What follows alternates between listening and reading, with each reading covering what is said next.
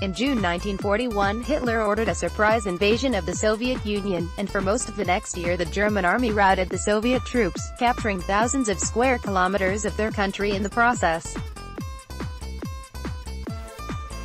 In August 1942, the German army had pushed all the way to the banks of the Volga River, near the industrial heartland of the USSR. Once captured, the Nazis could sever the Volga, and potentially destroy Moscow's ability to continue fighting. All they had to do was take one more city: Stalingrad. The pre-war population of Stalingrad was 400,000.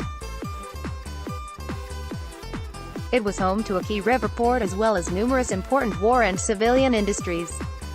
Because the city bore the name of the leader of the USSR, Joseph Stalin, Hitler took particular interest in capturing the city as a personal hit on the Soviet leader.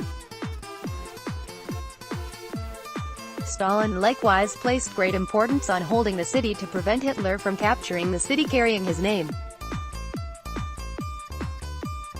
Though Stalingrad carried significant military importance, the psychological importance both leaders placed on the city elevated it to a level of importance above perhaps even the capital city of Moscow. The price both armies were willing to pay to possess it transcended military utility and entered fully into the category of obsession. Initially, the Germans made substantial and rapid progress in conquering the city. They attacked the city and its defenders with almost uncontested bombardment from the sky, tanks, artillery, mortars and other heavy weapons. By early September 1942 the Germans were still making progress, but the rate of advance had slowed considerably. As a result of the enormous bombardment, the city and its buildings had been pulverized into one giant heap of rubble. Russians began to develop defensive tactics that took advantage of the wrecked buildings, which ironically gave them advantages. Nevertheless, by November the relentless German assault had pushed the Soviet line almost all the way to the Volga River. Both sides had endured hundreds of thousands of casualties at this point, and the barbarity of the fighting on both sides of the line had transcended all bounds of human behavior. Right and wrong, morality, and honor among combatants had ceased to exist.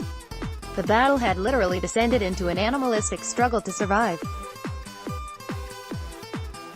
The turning point of the battle came with a huge Soviet counteroffensive, codenamed Operation Uranus, November 19–23, which had been planned by Generals Georgy Konstantinovich Zhukov, Alexander Mikhailovich Vasilevsky, and Nikolai Nikolaevich Voronov.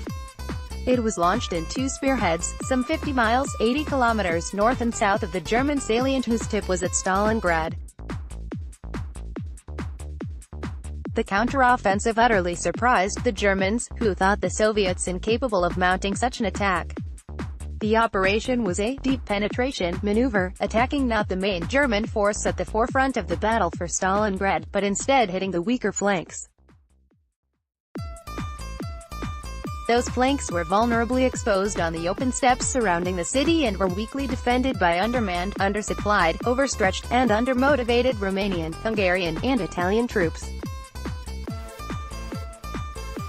The attacks quickly penetrated deep into the flanks, and by November 23 the two prongs of the attack had linked up at Kalach, about 60 miles 100 kilometers west of Stalingrad. The encirclement of the two German armies in Stalingrad was complete. The German High Command urged Hitler to allow Paulus and his forces to break out of the encirclement and rejoin the main German forces west of the city, but Hitler would not contemplate a retreat from the Volga River and ordered Paulus to stand and fight. With winter setting in and food and medical supplies dwindling, Paulus's forces grew weaker.